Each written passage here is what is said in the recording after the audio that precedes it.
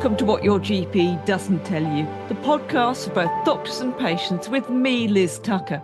This week, I'm talking to Dave Feldman, who unusually for this podcast is not a doctor or a medical researcher, but actually a software engineer.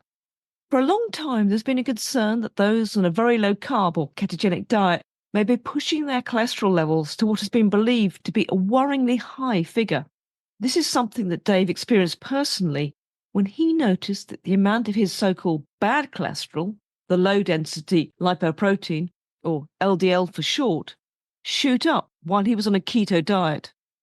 So he decided to set up an organisation called the Citizen Science Foundation to fund research to find out exactly what was happening in the bodies of people like him who were slim, metabolically healthy, but saw their cholesterol levels rise substantially once they were on a ketogenic diet.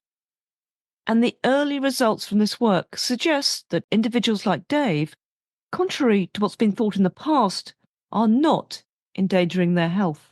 And a new theory called the lipid energy model has been developed to explain what's happening in their bodies. And at the very least, what this research clearly demonstrates is the large gaps in our current understanding of the role of cholesterol in our metabolic health. One illustration of this is an experiment revealing that eating Oreo cookies can actually lower LDL cholesterol more than a statin, which I don't think I need to add is not an argument for us all eating more cookies. But before we get to the details of Dave's interview, a brief request from me. If you enjoy this podcast and would like to leave a review on Spotify or Apple, that would be much appreciated. It really helps. You can also become a paid supporter of the podcast at patreon.com/whatyourgpdoesn'ttellyu or via PayPal on my website, whatyourgpdoesn'ttellyu.com. A huge amount of work goes into both the research and production of this podcast, so even a small amount of money makes a huge difference. And you can find out more information about the pod on my website, where you can sign up for the podcast mailing list, follow me on Twitter at Liz C. Tucker, and on my Substack account, liz.tucker.substack.com. Many thanks. And now back to Dave's interview. Dave Feldman is a senior software engineer, and he's also the founder of the Citizen Science Foundation.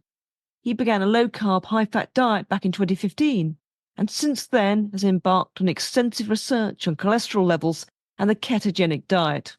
Here's Dave's interview. Well, Dave, thank you so much for joining the podcast today. Thank you for having me.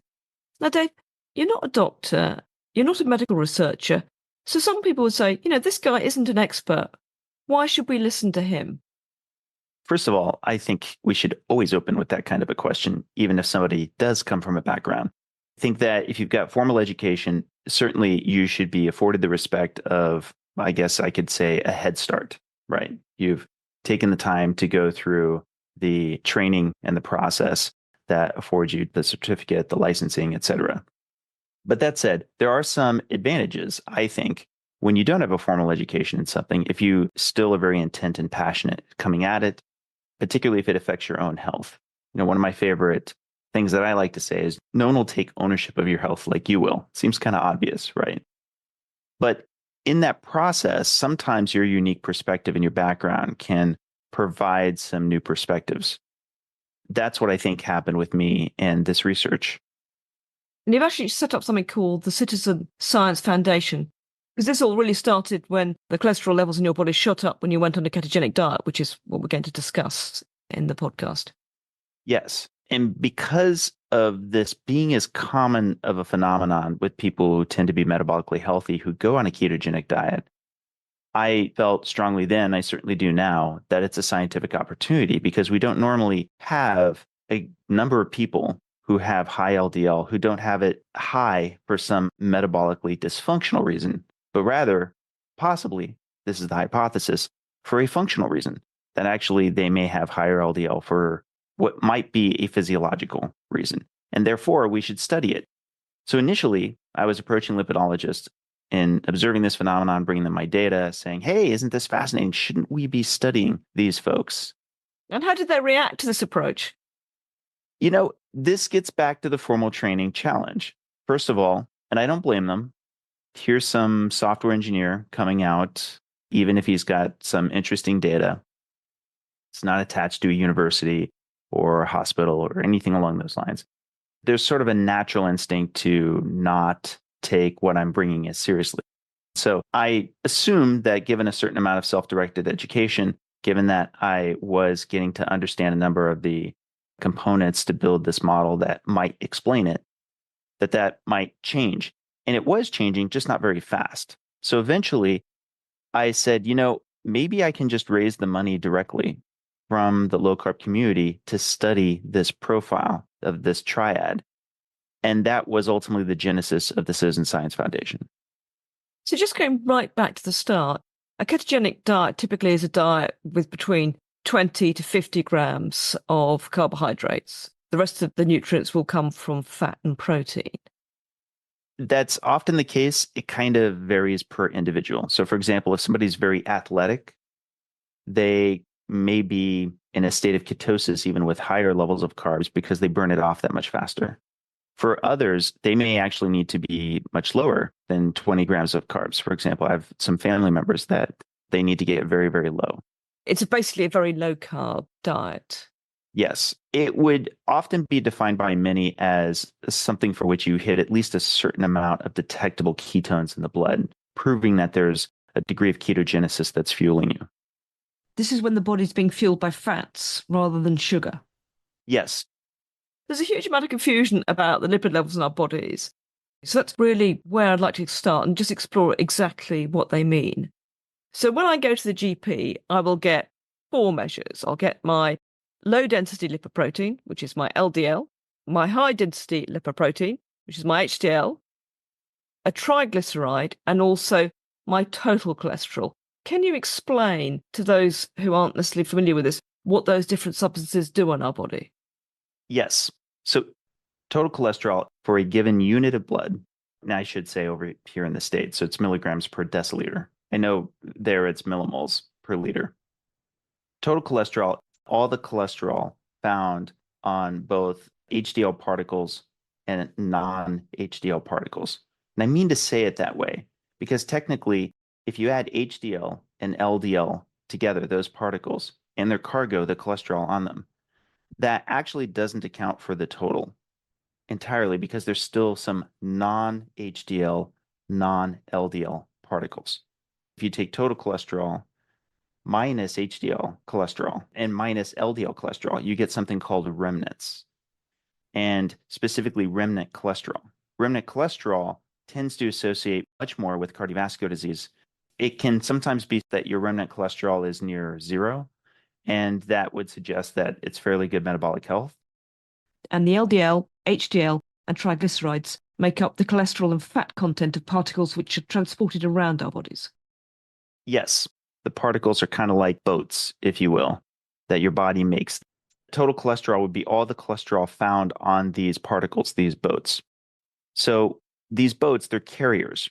Now, HDL cholesterol, they're cholesterol found on these particularly smaller boats, and they're often called the good cholesterol because the more that there's cholesterol found in this unit of blood for that amount, the more it tends to associate with lower cardiovascular disease.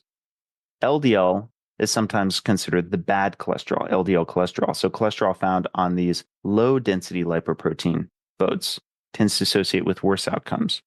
And then triglycerides is a measure of fat in the blood. So unlike cholesterol, triglycerides are another kind of cargo found on these boats altogether. And generally speaking, the lower your triglycerides, the better your risk for cardiovascular disease. And when you say boats, Dave, these boats are carrying cholesterol around in our bloodstream and taking it to all the various parts of our body that need fat. That's correct. What Brown and Goldstein found and got ultimately the Nobel Prize for about 50 years ago was that LDL cholesterol, and in particular the boats that carry them, they tend to associate with cardiovascular disease, as in the higher your LDL, the more it associates with cardiovascular disease. And they were looking at a particular group of children who have this disease called homozygous familial hypercholesterolemia, which we'll just shorten to FH. So it's a lot easier for everybody. Absolutely. But these children would unfortunately develop symptoms of cardiovascular disease, such as a stable angina at like age 3 or 4, and would actually have their first heart attacks at like, say, age 6 or any time in the first decade of life. And so, of course, it was considered at that time, and still is today, as the strongest evidence that LDL causes cardiovascular disease. That's certainly been the traditional view. There's been a group, particularly recently, who've argued that actually LDL isn't linked to heart disease, but certainly the consensus view that whatever the circumstances, a high LDL level is not good. Yes. And to be sure, part of the challenge of me getting this researched is there's a little bit of a chicken and egg issue in that I could go to lipidologists and I could say, hey, check out this data. And my own data, my own cholesterol levels for all of these frequent tests would average in like the 200s, which I believe in your units, it's going to be like above 5 millimoles, right? Yeah. And that would almost shut down the conversation all on its own. Like, even if I could show them how I could manipulate these patterns, even if I could show the physiology behind our model, it would sound to a medical doctor like I was experimenting with drinking mercury or something along those lines. Sure. It's, hey, stop doing anything related to this and seek treatment or get off this diet. But they weren't as interested in exploring the details further because basically the standing expectation is there is no circumstance in which high LDL cholesterol could possibly be okay. So when you went on a ketogenic diet, you were otherwise metabolically healthy. And what you found was that your LDL levels shot up to a level which many doctors would argue is dangerous. That's correct. And that was part of what spurred my interest and curiosity in trying to find out. We're looking at a very specific case here of someone who's a slim individual, what you've called a lean mass responder, who's otherwise healthy, not to other groups who may have an elevated LDL for all sorts of other reasons. Yes. And this is part of, I think, where my story kind of comes together as far as becoming a bit of a lightning rod within the low carb community. I started a blog called thecholesterolcode.com. A lot of people would comment in and share their data while I was collecting and experimenting and sharing my data. And this pattern, it kept emerging of folks like myself who would have not just high LDL cholesterol, but also high HDL cholesterol and low triglycerides. Well, so the first one is associated with high cardiovascular risk, having high LDL, but the high HDL cholesterol, the good cholesterol, and the low triglycerides, that tends to associate both with good metabolic health and a lower risk of cardiovascular disease. But there's still a level that your HDL in conventional terms is not supposed to go above.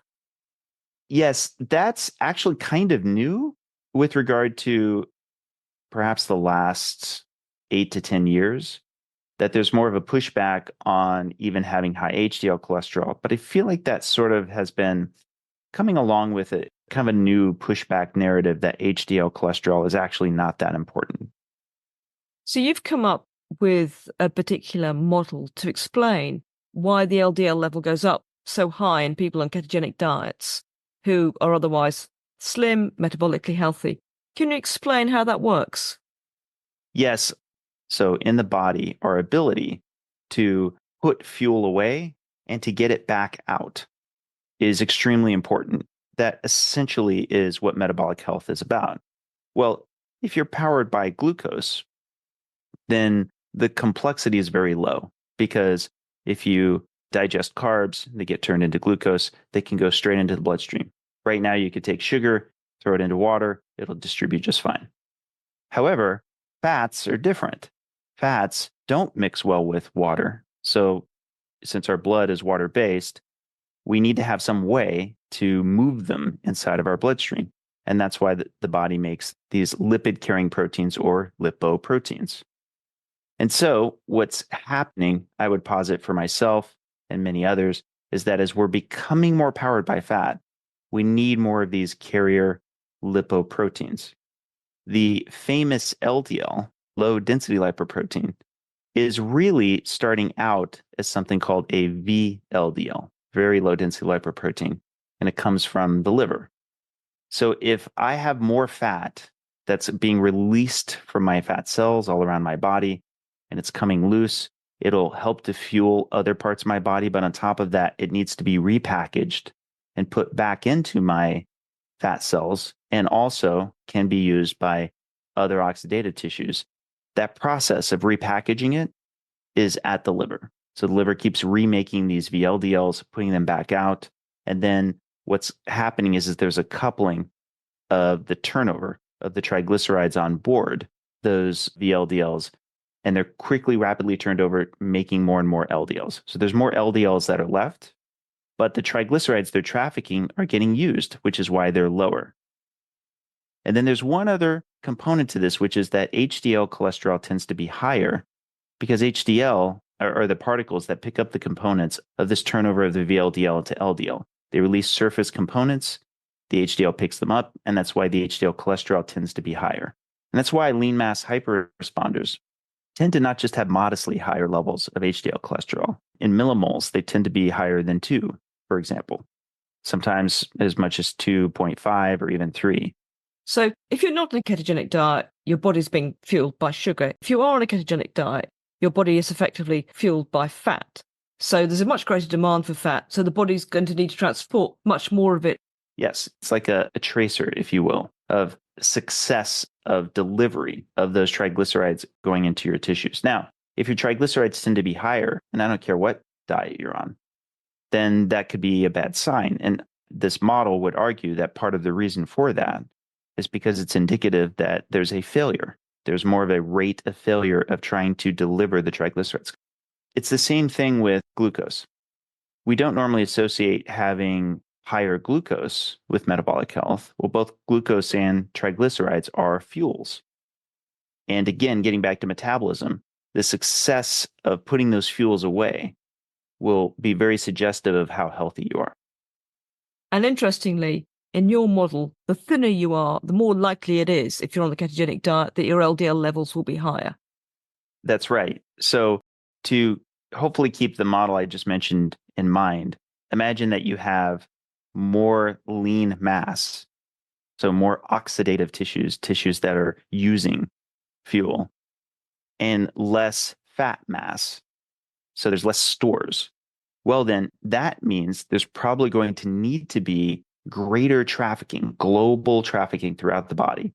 You've got more shipping to do, right? So you've got more of these boats that need to make more rounds at a faster pace. And therefore, you would then have higher LDL cholesterol. And get this, because the turnover is happening more frequently, you'd likely have higher HDL cholesterol. And that's what we see. We see a lot of athletes, for example, my collaborator, Nick Norwitz, has not just very high LDL cholesterol. He correspondingly has very high HDL cholesterol.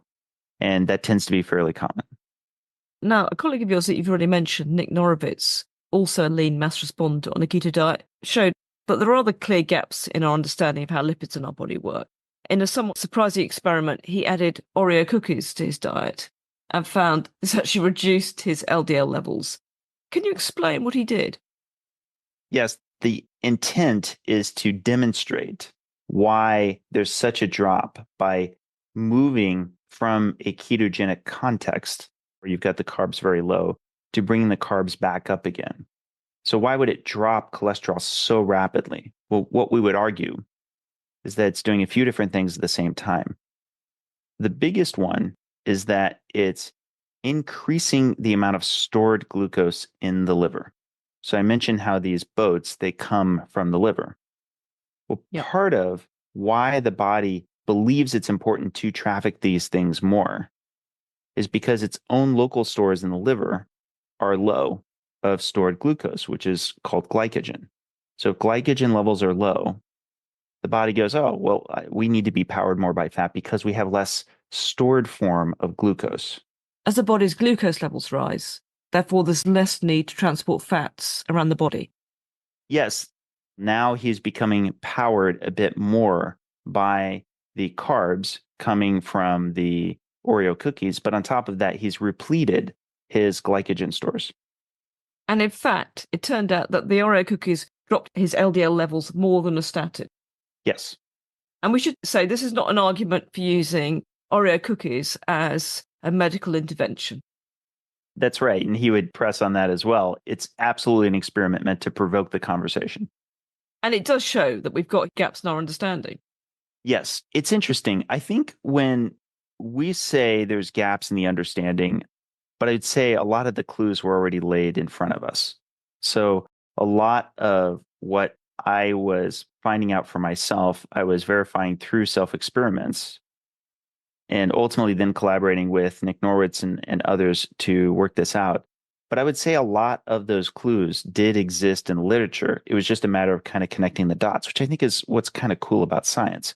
A lot of times it's just a matter of seeing what's already been done by the work of others to connect those dots. And yes, we had some of these things that were kind of well understood, but particularly the rapidity, the speed at which these things could change, lipids especially, that was not well understood and is mostly researched in the area of pharmacology. So that's why this was a great experiment that Nick was doing, because you could actually see week by week how much the statins did have an impact versus how much the Oreo cookies did, which I'm glad has, I think, succeeded at helping to provoke the conversation further. But it does seem slightly reductive. If you're going to see your GP, most of the time, the only figure he or she will look at is the LDL levels. The LDL, the HDL, the triglycerides are all linked. Absolutely. So one has an impact on the other. So how did we end up in a system where we're just viewing one lipid in isolation? It's hard to say this without sounding a little cynical, but I don't mean to be. I think medicine has a special interest, almost an aligned passion towards things it can do something about. So in the case of LDL, we have pharmacological interventions that can do something about LDL. We don't have as many tools to do something about, like, say, insulin resistance. But isn't that because we've got the pharmacological tools because we thought for so long that LDL was a problem? Hence, that's where the pharma money went. If we thought 50 years ago that insulin resistance was the problem, perhaps that's where the pharma research would have gone. I think that we did have, you probably heard of an oral glucose tolerance test, OGTT. Yes, yeah.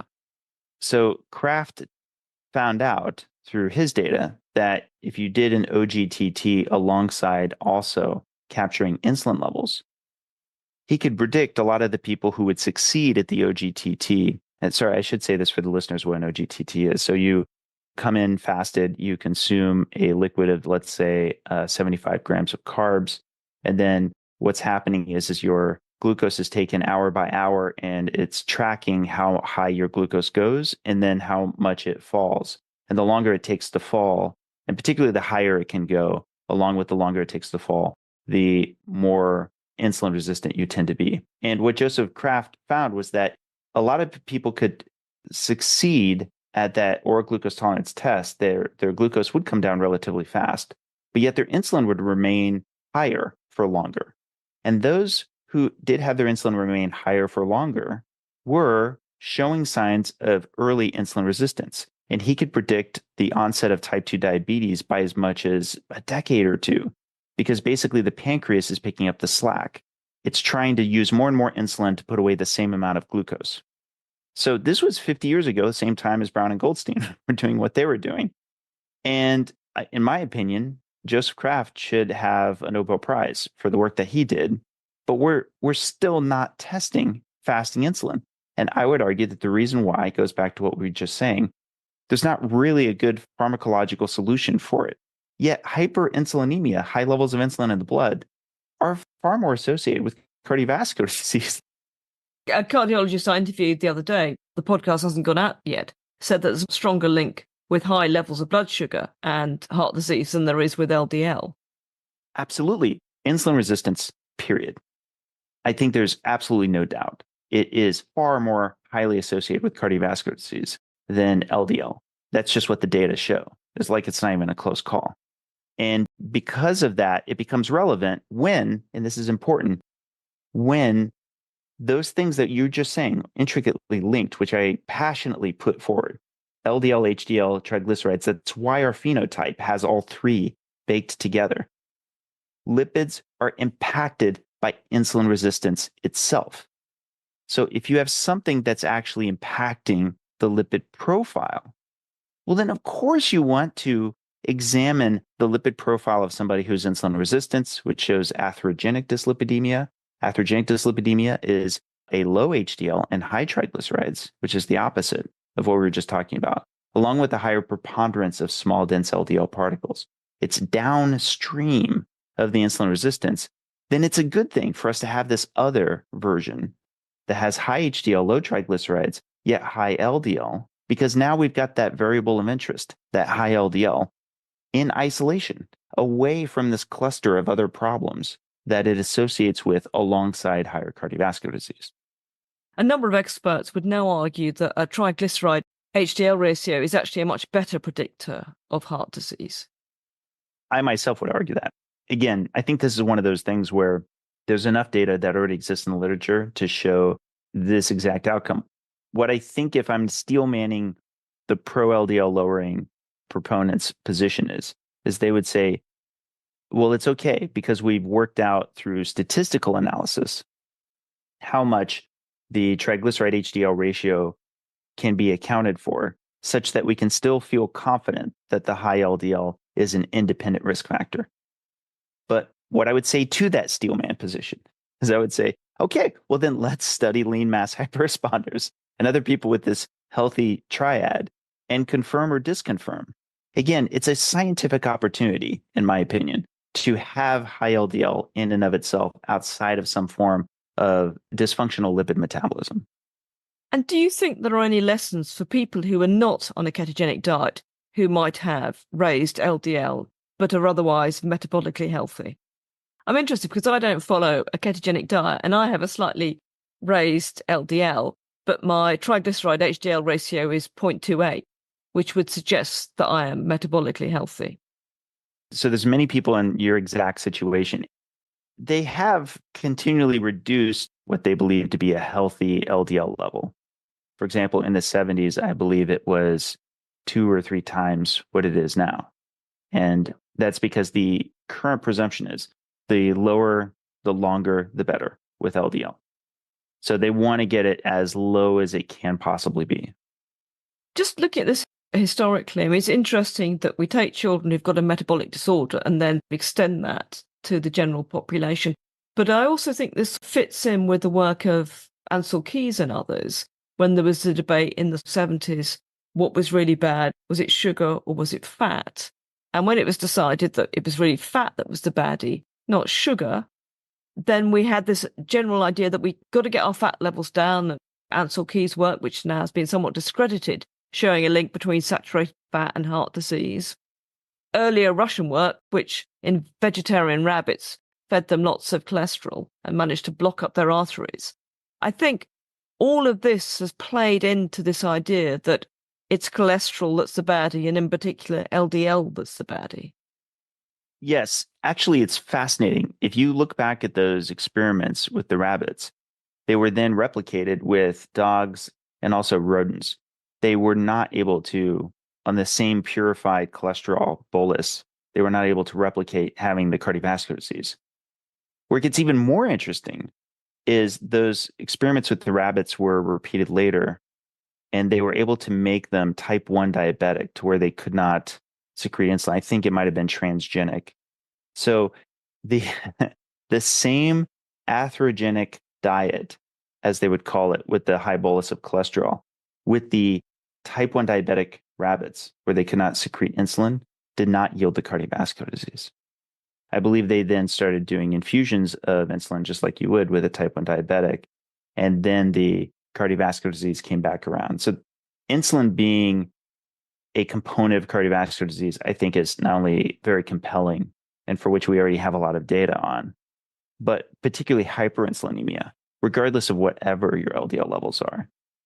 Imagine that we find that so much of cardiovascular disease is this combination of inflammation and hyperinsulinemia to such a degree that, yes, if you can take away that one component because it is part of the process, the causal pathway of atherosclerosis, it is true, LDL particles are, but that there's such a tiny part that we're putting in so much effort and work just to attack that one part, when those two other large components, inflammation and hyperinsulinemia, are so much easier to tackle, and not necessarily pharmacologically.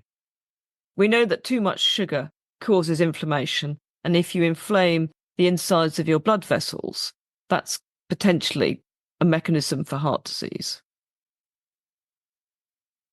And the debate about cholesterol is whether the cholesterol plaques that we see is the body trying to correct the damage or the cholesterol causing the damage, i.e., if you turn up at a fire and you see fire engines, does that mean fire engines cause fires, or are they responding to the fire?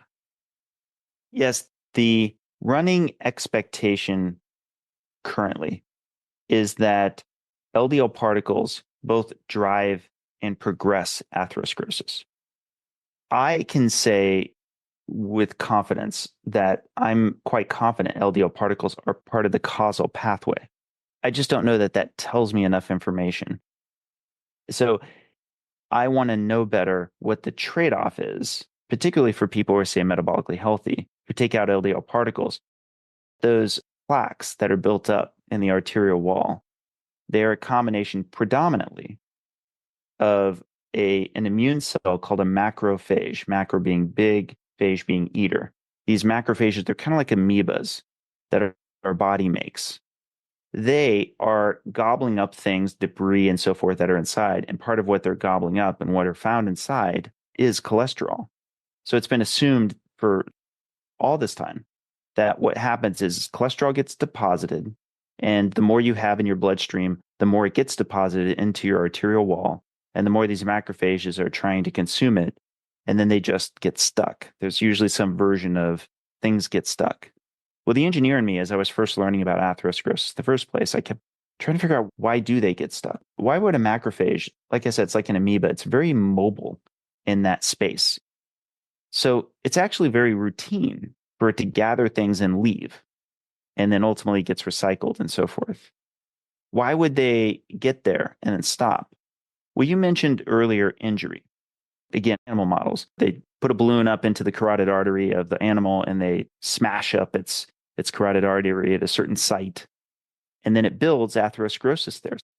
If you've got an injury and you've got macrophages that come to that site, how much are LDL particles part of the means of the immune response to deal with it? And we now have new information on that, which is that inflamed endothelial cells are the cells that line the vessel wall. When they're inflamed, they express more receptors for those unmodified LDL particles, grabbing a hold of LDL particles in the bloodstream and pulling them into the subintimal space, along with pulling in macrophages. Now, that's a process of design. It's a design in the endothelial cells to do this. So I'm wondering if, like all these other parts of the innate immune response, if this is part of that dogpiling of things being in an area of trouble, which is what a site of inflammation is. And I think the complexity of the injury, along with the environment around the body, is very relevant. So if you're injuring your endothelial cells, and I guarantee we both are all the time, there's a certain amount of potholes, if you will, that come into the roadways of our vessels. They're often repaired quite easily. But now let's change the environment. Let's instead have hyperinsulinemia. Let's instead have high blood pressure, which is much more difficult for the immune response to work inside of.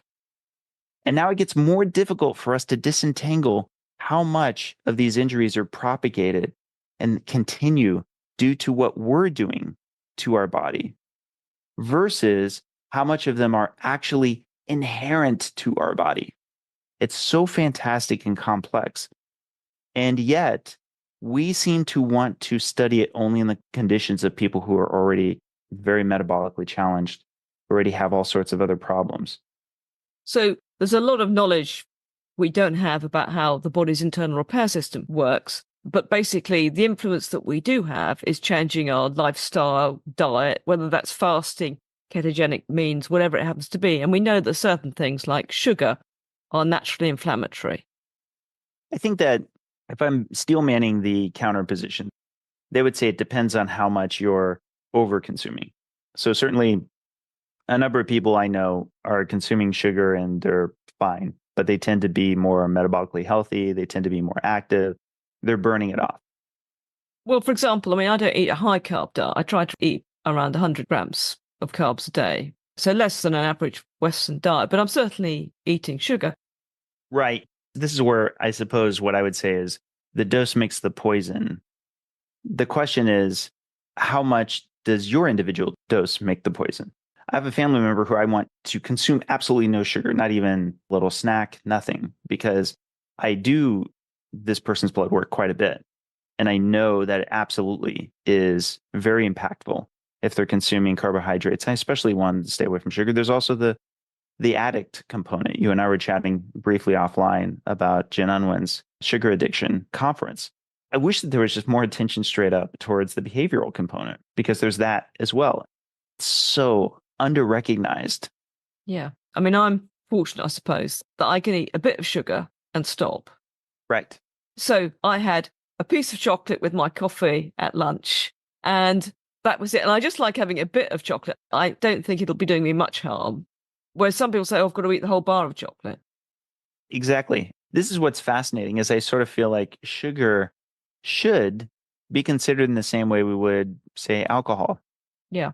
Because there's a number of people, certainly people I know, would be like, I don't see what the problem is. I can, just like you, they'd say, I like to have just a little bit of sugar, but not a lot. So this should be like everybody else. But you wouldn't say to an alcoholic, oh, you've been doing so well. You could have just a shot. That's all right. Yeah, exactly. I myself have shots and it doesn't make me lose control, but it's just not the same for everyone. Yeah. I mean, as you say, it's absolutely another component of addictive behavior. But I suppose, Dave, blood markers can only tell us so much. If we really want to find out what's going on in the heart, there are a couple of definitive measures. We can use a CAC, which is a measure of calcium buildup in our heart, or angiogram, which measures both hard and soft plaque buildup. And I think you've used these tools to look at your cohort. That's right. First of all, to really hammer home what you just said, if there was anything I want people to take away from this, if you're really wanting to best understand where your own heart health stands, nothing beats the actual physical detection of disease. A CAC is a coronary artery calcification scan. What it's picking up is just the calcification found in your coronary arteries.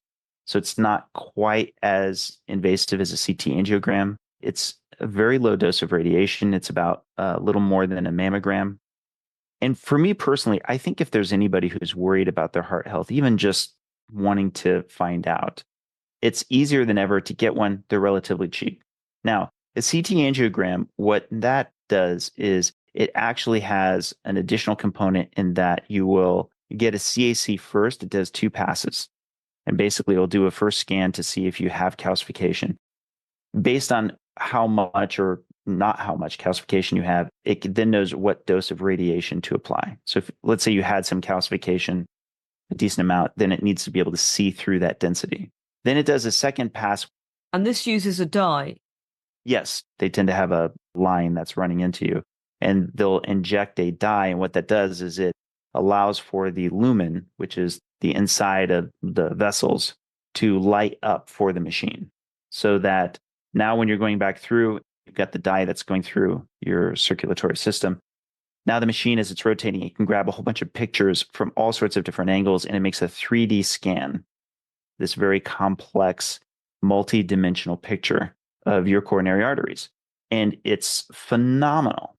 And it used to be much higher radiation. It used to be around 20 millisieverts, sometimes 30. Now it's down to, I've had 2 of them, and it's 2 millisieverts. It's about 5 times the radiation dosage of a mammogram, or at least in the case of where I didn't have any calcification. It might be a little bit higher if you do. Of course, there is a risk, Dave, with the iodine contrast dye that's used. That's correct. It's not a procedure without risk. Correct. So the CACs and the angiograms that you've used in your cohort, what did you see, Dave? Long story short, we had recruited 100 lean mass hyperresponders or near lean mass hyperresponders. They've had 2 scans of these CT angiograms, so that's very high resolution for both calcified and non-calcified plaque. And the final results of the longitudinal data we'll get soon. Basically, by longitudinal, what I mean is They have had a scan at day 0. They've had another scan that's sometime around 365 days later. And what we're going to do is at a population level, compare the first set of scans to the second set of scans to see what the non-calcified plaque progression is. So after we'd gotten that first set of scans, the day 0s, we found out that there was another population we could compare it to, another study called Miami Heart, headed up by Karam Nasir, who would have a pool of participants that we could do what's called a matched control with. See, our study doesn't have a control group, and it's very hard to match a control group, but Miami Heart had 2,400 participants. And sure enough, when you took of our 100, the 80 participants that were within the age range of Miami Heart, we could find 80 in Miami Heart to match them with. So 80 from our cohort, 80 from their cohort, matched for age, ethnicity, and general risk factors.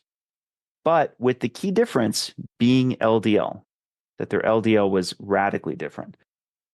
The average for our group was 272, which I want to say in millimoles, I think it's 7 millimoles. I'm not sure, but I think that that's right. And for the Miami Heart group, I think that their average is closer to 3 millimoles. But our cohort had been at those levels, at those high LDL levels, for almost half a decade, 4.7 years. And this was exciting because finally we were going to be matching really high quality data, the CT angiogram data. As it turns out, the total plaque score, the TPS, was lower for our group than it was for Miami Heart. Statistically insignificant. However, that's already a finding in and of itself, because you would have expected for as high as the LDL levels were for our cohort that they would look worse than Miami Heart. And the Miami Heart group, do we know if they were taking statins or not? Yes, a third of them were taking statins, but we're blinded from that data, or at least I am on my end, in that I don't know like what the dosage was or what's involved, anything along those lines. So although you've got baseline scans, these people had been on this diet for nearly 5 years. So if there was some dramatic change, you would have seen something in those early scans, presumably. Yes. And you're not seeing that. No, and I should emphasize not so far. I'll always, I want to be a good scientist and say this is just sort of the first step of many steps. Sure, but within 5 years at least, people on this very high LDL level were not showing evidence of hard and soft plaques that were any worse than the Miami group at a population level. At a population level. Obviously, there might be 1 or 2 cases, but if you compare those 2 groups, statistically insignificant differences between the 2. That's correct. The point I suppose I'm trying to get, Dave, if there was some dramatic deterioration in your group, that would have been statistically significant because it would have been. That's correct. The fact that it's not. That would have potentially halted our research, because then at that point we would have proved the lipid hypothesis. We would have said, yes, we can show that our group has a rapid progression of plaque at a population level. Yeah. Now, I should emphasize something. When we get the longitudinal data, as I've said, even before we had our first scan, I do expect that we'll see an increase in plaque, particularly if it's a middle age group. But that's because that'll be the same with all middle age groups. Now, the one other measure we haven't talked about, which cardiologists often talk about, is ApoB, which basically helps transport fat and cholesterol around the body. Can you explain how that fits into the picture? Yes. When I was talking about these lipoproteins, these keroproteins, it is the major protein that is on VLDL and LDL. It basically remains through the life cycle of these lipoproteins. These ApoB containing lipoproteins is what they're often called. So as these are being transported around the body, the ApoB remains throughout the transition process. Right. There's exactly 1 copy on all of these ApoB containing lipoproteins. So we mentioned the one that comes from the liver that starts as a VLDL. When it gets transformed into an LDL, because it's getting smaller after dropping off the cargo and releasing those components, the ApoB stays with it. And the same is for those lipoproteins that come from the gut. They also have an ApoB, this one protein. Now, what modern lipidologists would say is the ApoB is actually even better than LDL. It's better because it actually associates more with risk than LDL alone. The problem is that if you're counting the ones that are bloated with cargo alongside the ones that are empty, you're just kind of blaming the whole delivery system itself. Well, I expect for somebody who has got severe metabolic syndrome, I expect them to have marginally higher levels of ApoB because they're failing to deliver those fats. That's why metabolic health, whatever diet you're on, tends to associate with high HDL and low triglycerides because the triglycerides are getting delivered faster whether you're on a low carb diet or not. The HDL is higher from the higher turnover. So if you're counting ApoB, you're counting them whether they have lots of triglycerides on board or they don't. And this is why I think you can just look only to remnants. If you can just remind the listeners what the remnants are, Dave. You can just think of remnants as any lipoprotein that's neither HDL nor LDL. So when you go to your GP, you get a total cholesterol measure. Yes. And if you add up your HDL and your LDL and you take it away from the total cholesterol, what is left is the remnant figure. Yes. So it's cholesterol found on the remainder. We'll find this out, but there's a lot of literature that already shows this, that if you look at remnants, you find that the risk seems to be almost entirely in the remnants. And I'm interested, as someone who's gone into this in forensic detail, what are the other markers for heart disease you keep an eye on apart from lipids? I'm very interested in inflammatory markers. C-reactive protein, IL-6, TNF alpha. There are lots of different ones. I like glyc-A, which also is a lipid-related marker. GGT. There's ferritin. You want a healthy, robust inflammatory response. If you have chronic inflammation, then it's not surprising that you have problems associated with this ongoing process of the immune response. I'm an engineer. I'm gonna lean on, hey, wait a sec. Why don't we find out what the source of the chronic inflammation is rather than try to attack the inflammation itself? Now you're trying to work against the body's natural response. If inflammation markers are higher, that is going to be suggestive to me that there is something to look for if you don't already know what it is. I mean, I'm thinking for people who perhaps are not going to have very complex blood work done, if they had their CRP marker, their blood sugar level, their vitamin D level as a sort of start, that would give at least useful indications on some key measures. Yeah, I'm often asked this question myself. I wish every panel had at least these three things. I do want lipids, which is usually its own panel, those 4 markers. Really do like C-reactive protein. And don't get me wrong, C-reactive protein can also have false positives. For example, if you work out just before you get your blood work, do be aware that you've intentionally inflamed yourself. And that's not a bad thing. You should do that. But if you're trying to get a clean blood work sample, you should try not to work out beforehand. You should be mindful if you've got some lasting injury, something like that. But the third thing is insulin. I wish that insulin was a part of every basic blood panel, because if your insulin is high, that's worth your attention. Some people have said that the triglyceride HDL ratio is a useful proxy. For example, here in the UK, the NHS doesn't carry out an insulin test. It is, but it's still a later proxy than typically hyperinsulinemia. You know how when you're young, for example, we tend to seem to be able to eat anything we want. This is for many people. One might argue, though we don't really know the full physiology of it to date, one might argue that a young pancreas can be like, that's fine, I got your back. I can pick up the slack. We don't know fully. We just know that it gets harder to maintain good metabolic health as you get older. With all my family, I want them to always get fasting insulin if they can. And we should say anyone going for a lipid panel, and this is frequently not mentioned, you should fast overnight beforehand. That's correct. Having 12 to 14 hours water only fasted before you get your blood work. Please be aware things like coffee can have an impact on your metabolic markers and particularly your lipids. So, Dave, if I was to give a large donation to your foundation, what would you want to spend it on? Is there a particular project you think, gosh, if we could only get that money, I'd love to explore this? Certainly, the research everyone's the most interested in is this risk research, like I was mentioning from earlier. So, if I just had my druthers, what I could just spend it on curiously, then it would be more research that would unpack the lipid energy model itself.